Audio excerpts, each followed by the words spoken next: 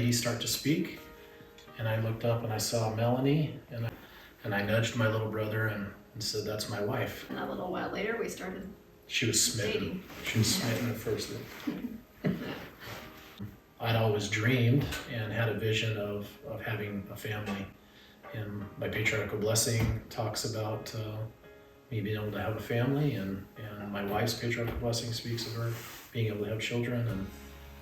And so we felt like children would be a part of our marriage early. And as Melanie experienced a miscarriage fairly early on in our marriage, we really had a lot of difficulty in getting pregnant after that miscarriage. And we at times wondered if a family children were going to be a part, biological children were going to be a part of our relationship. And I remember sitting in the celestial room of the temple, and we verbally offered a prayer together. And in that prayer, we prayed that if it be God's will, that we would be able to have children.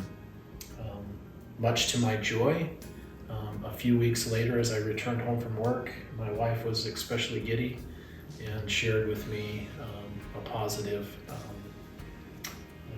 pregnancy test. And Emma entered our family, and what a great joy. So, we always talked about having a large family.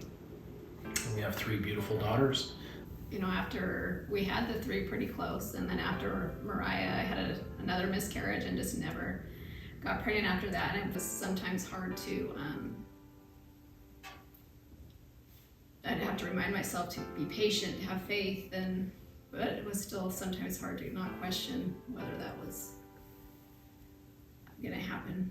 I thought the Lord would continue to bless it. We wanted more children. Having children is a good thing. Like, why would we not keep having as many as we felt like we should have or wanted to have? I remember our kids, when they were younger, would pray for another baby. Like, they really wanted another baby.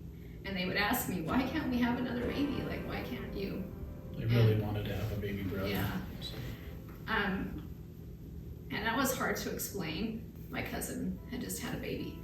And I remember holding him and just feeling sad, and it was hard, and I never wanted to feel like jealousy for other people, and I tried not to feel that. I wanted to be happy for them, and I was, but it was hard. For a while, to be able to look at, even to hold another baby was kind of hard for a while.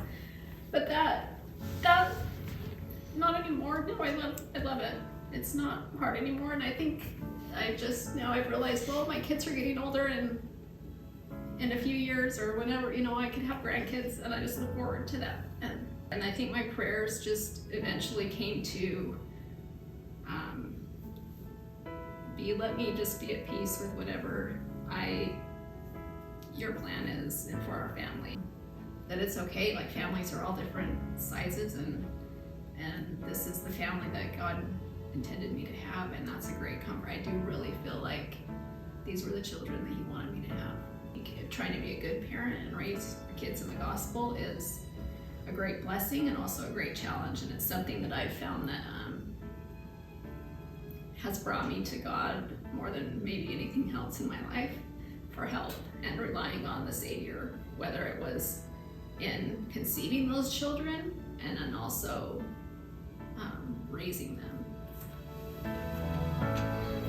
I think as we face any challenges, and we face them with the desire to know God's will, I think it has an effect on us, draws us closer to Him, that we, in this particular trial of ours, desiring a larger family, or desiring to start our family, and then it's starting later than we thought, it teaches us that God has a plan, and that we find happiness as we submit to His plan, and testify again that God is in control, God knows who we are, and He has a plan.